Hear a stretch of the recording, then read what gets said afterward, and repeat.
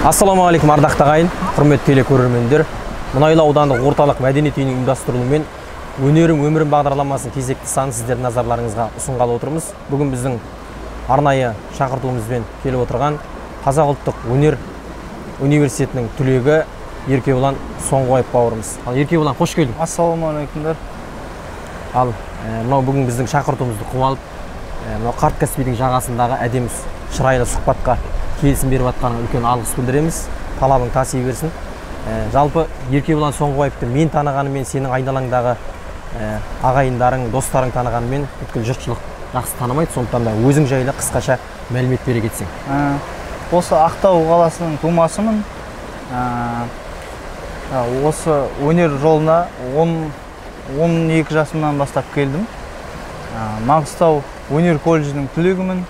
Бұл жерде 4 жылдай Роза Тайманқызы Айдарбаева профессор апайымнан 4 жыл білім алып, одан ары қарай Астана қаласында Қазақ ұлттық өнер университетінің Тұрар Әліпбаев деген кісінің классынан дәріс алдым. Енді осы әлемдегі, елімізде карантин болып жатыр. Біраз өнер адамдар үшін де осы тоқтап қалып жатырмыз, бірақ соның ішінде өнеріңді ары қарай шыңдап жатырсың ба, қандай күйлерді орындап жатырсың, сол жөнінде бір айтып кетсең. Мынау әлемдік пандемия деп жатыр ғой. Енді халқымыздың басынан тезірек өтсе екен, қарайған адам өзінің жақындарынан айырылып жатыр. Көңіл айтамыз, қайғырып. Осындай қиын қыстау кезең барлық салада, тек домбыра емес, тек өнер емес, барлық саланың басына төніп тұр. Дәстүрлі өнерде жүрген өнерпаздардың барлығы осы тек қана белгіленген мерекелік шараларда, белгілі бір айтулы шараларға ғана шығып қоятын еді. Қазір осы пандемияның кезінде желі арқылы, әлеуметтік желі арқылы көптеген жұмыстар жүріп жатыр.